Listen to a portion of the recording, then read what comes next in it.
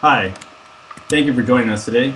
My name is Eric Marquez, and today my colleague and I, Larissa Gonzalez, will be discussing the term leadership and the true essence, as well as what we feel are required traits and skills required in leadership. So let's get started.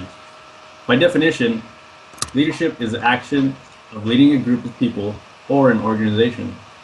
So Larissa, can you give us an example of when you were in a position of leadership? Yes, I can, Eric. When I was a mentor, I actually had the opportunity to students, and I actually went to Japan, and I was able to lead them into an interaction presentation. What I did is I had the opportunity to teach them how to do a presentation with icebreakers, and how to interact and do a discussion with the class. So that was a really nice opportunity that Absolutely. Well, thanks for sharing. And I'm a little jealous that you've been I had. to Japan, you said? Yes. I would like to go there someday, so I'm gonna have to check that off the bucket list. And absolutely, if I could relate, in my experience, the most memorable leadership role that I've experienced was given to me after years of being somewhat of a follower. Fortunately, I was discovered by management to possess somewhat of leadership characteristics, and I feel my ability to encourage others that aided in my success, and specifically was giving credit when credit was due to the staff. When they show attention to detail day in and day out and demonstrate the discipline to perform their job duties, I was quick to compliment their efforts. So, Larsa, if we could Mhm. dive a little bit deeper, in your Okay. opinion, what are some important leadership characteristics? I feel being a leader is very important to be very organized, to have strong connections, to have very strong communication, and also to have good time management. I feel that if there is a task that needs to be done, it needs to be meaningful because if there's no purpose to strive for, then no one will complete it. And of course, being a leader, it is important to stick to the job and stick to the purpose because then, if the team's not motivated, they won't do it. Right. And also, like for connections, I feel it's a huge importance because if a leader cannot relate to their team or, communicate with them or find out what's going on with them, and vice versa, I feel it'll make it like a difficult in a sense. And, Eric, the reason I say this is because, if there's no connection, then there's no purpose, which means, of course, there's no heart in the task. And Right. then that leads to no motivation.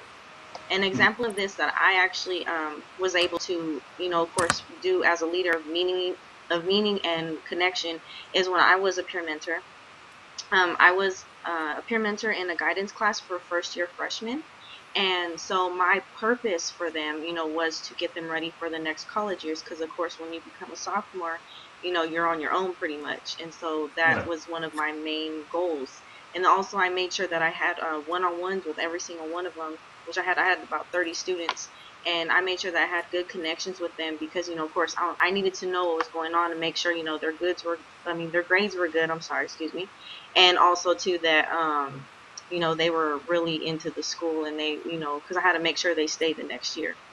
Now for Awesome. organization, I feel that it's very important to be organized because of course if you're not organized, then everything will be all over the place and you'll be lost.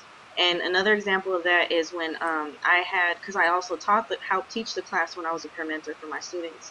So I made sure that I had organized notes and, of course, for my lesson plans. So, like, even if something, went out of, what I had planned that day, I still had something to go back to. So, that was something that was very important.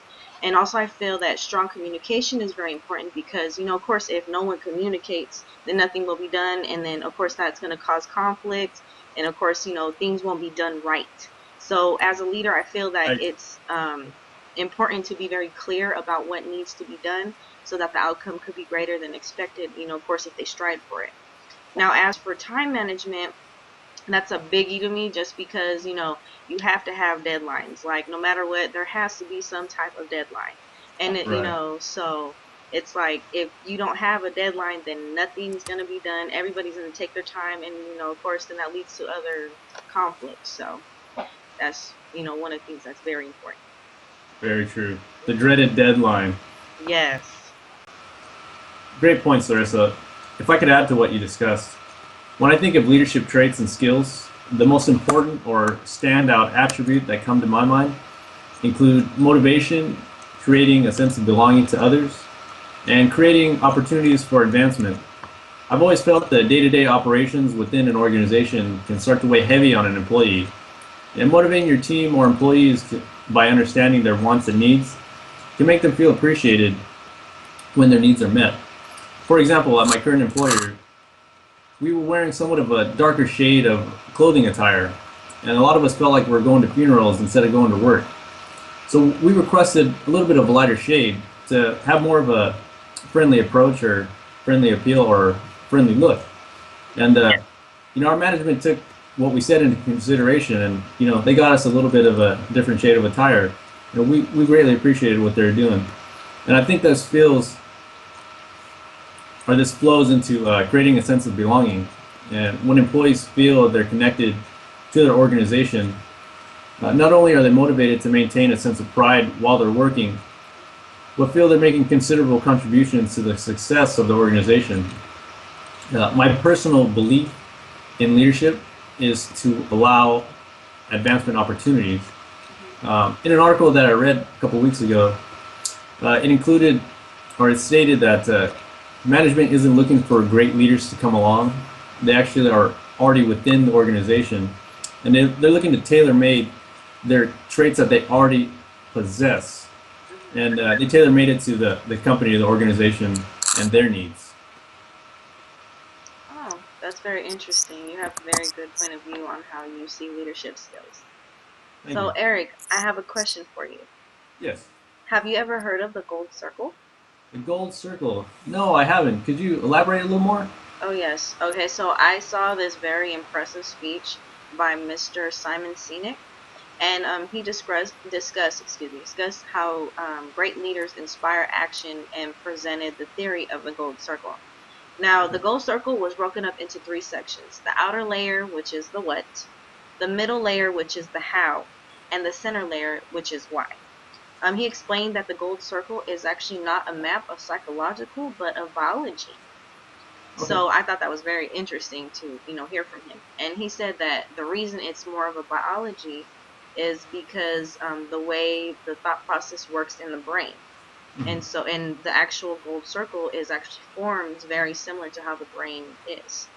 So the what, which is the outside of the brain, and that's the neural cortex, and that actually constructs rational thoughts, which explains how the what idea comes about.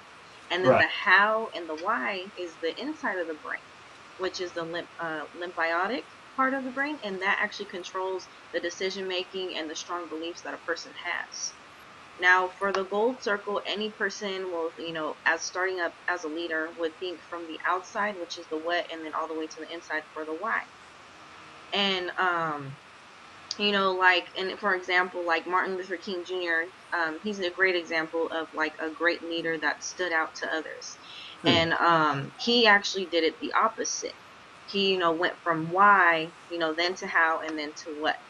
And like as Scenic had said, stated. And he also said, Martin Luther King, he was about the meaning, the purpose, what he believed in. He also made, everyone believed that what he believed in. So, and one of the things that Scenic had said in his speech was, the people showed up on the day of Martin Luther King's speech because they were not there for him, but for themselves because they believed in what, he was stating. So I thought that was very interesting, and it's nice to know, like, things like that, as being a leader, and to bring out the why, the purpose, because that's very special. Absolutely. So, if I could just kind of review what you had mentioned, Mr. Scenic's golden circle aspect is basically saying to start with the why aspect, why you're doing something versus what you're doing. And that kind of promotes, I guess, more successful style of leadership. Yes. That's very true. And thanks for including that section of Martin Luther King. That was very interesting. And I think that ties together well. And that was a great example of and tying into what you had mentioned for what Mr. Scenic was saying. Yes. Was there anything else maybe that you'd like to discuss for today? No. Okay. Well, thank you for sharing, Larissa. Thank you. This concludes our time for today. Thank you for joining us. And everybody, have a nice day. Yeah. Bye-bye.